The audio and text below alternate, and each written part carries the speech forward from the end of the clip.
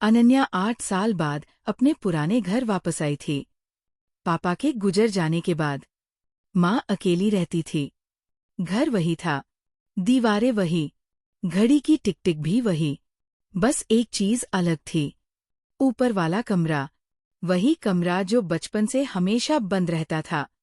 बचपन में जब भी अनन्या पूछती, माँ, इस कमरे में क्या है, माँ बस इतना कहती, पुरानी चीजें, और बात खत्म।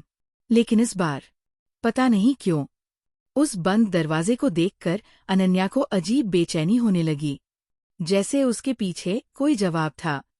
एक रात लाइट चली गई, माँ सो चुकी थी।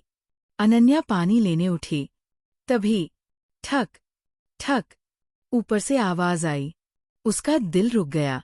फिर से ठक ठक, बंद कमरे की तरफ से।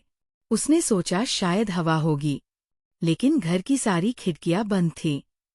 डर के साथ क्यूरियोसिटी भी थी। अनन्या धीरे धीरे सीढ़ियां चढ़ी। हर कदम पर आवाज और साफ होती गई। ठक ठक, दरवाजे के बाहर पहुंचकर उसने हैंडल छुआ। लॉक था, लेकिन अंदर जैसे कोई था। नीचे आकर उसने माँ को जगाया। माँ, ऊपर कोई है। माँ का चेहरा एकदम सफेद पड़ गया। कुछ सेकंड तक वह चुप रही। फिर अलमारी से एक पुरानी चाबी निकाली और बोली, आज शायद समय आ गया है। अनन्या का डर और बढ़ गया। दोनों ऊपर गए। दरवाजा खुला और अंदर ना कोई आदमी, ना भूत, ना कोई अजीब चीज, बस एक छोटा सा कमरा, जिसमें एक पुराना लकड़ी का पालना, कुछ खिलौने और दीवार पर एक बच्चे की तस्वीर। अनन्या हैरान, ये बच्चा कौन है? माँ की आंखें भर आईं। तुम्हारा बड़ा भाई। अनन्या वहीं जम गई। भाई? माँ ने पहली बार सच बताया। तुमसे पहले मेरा एक बेटा था, आरुष, सिर्फ 4 साल का।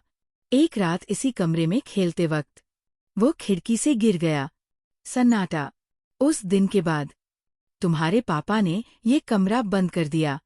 हम दोनों जी तो रहे थे, लेकिन इस कमरे को खोलने की हिम्मत कभी नहीं हुई। अनन्या की आंखों से आंसू निकल आए। लेकिन आवाज?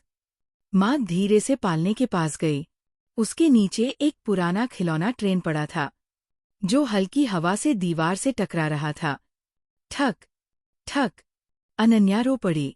8 साल तक उसने सोचा, इस कमरे में कोई रहस्य है, लेकिन असली रहस्य तो उसके माता पिता का दर्द था। उस रात पहली बार माँ और बेटी ने मिलकर वो कमरा साफ किया।